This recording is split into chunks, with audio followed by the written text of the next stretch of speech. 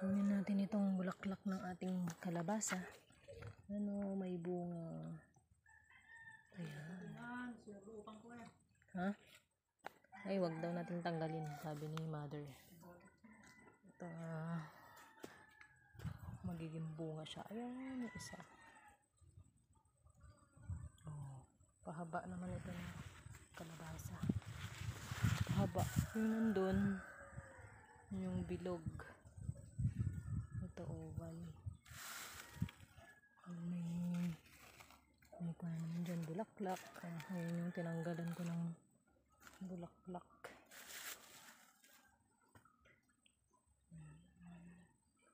Meron na naman dito, tinanggalan ko ng bulaklak mo. Hindi pa naman siya nalaglag. At ayun yung isa na namang bulaklak. Meron namang bunga. Taba. Oh, malaki na yung ganyang ano, bunga. Tapos may kan dyan. May ibang mga ayun, oh, laki na, oh. Sana ganyan. Sana mabuo siya. Ay, ito yung isa. Tinanggalan ko ng bulaklak kahapon. Yan. Ayun. Another bulaklak. May bunga din.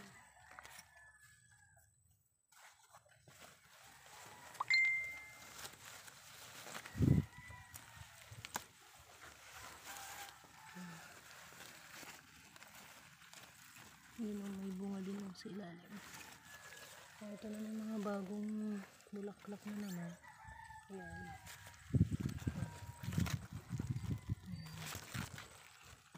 Ito na naman another dahil meron na naman doon. Meron doon. Oh, meron dyan. Yung bunga. Yung naman bulaklak. Oh. Ayun, may bulaklak doon sa malayo. Yan, masipag mamulaklak at mamunga itong ating kalabasa. Yan, pati itong ating ampalaya. Oh.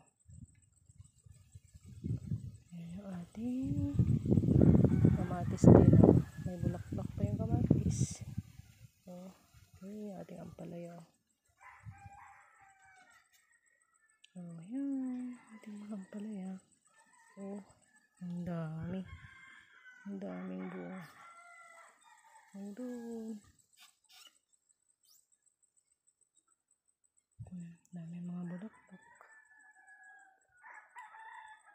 Dito. Tapos yung ating patola. Ayun. Makyat na sa puno ng avocado. May kalamansi yung kapitbahay.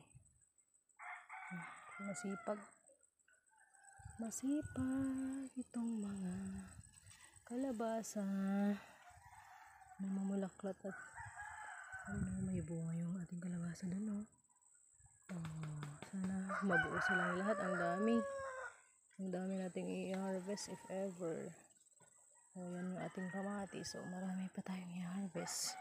May mga nakita ako na hinog kanina. Mag-harvest na naman tayo mamaya. Ito yung ating mga ampalaya pala. Ating ampalaya. Nakikita ko na orange kamatis. Oh, yan. Yung orange na naman. Oh, yun. Malaki na yung ating gandun. Malaki na yung ating ampalaya. Oh, yan. Ito yung mga nandyan. Malaki na.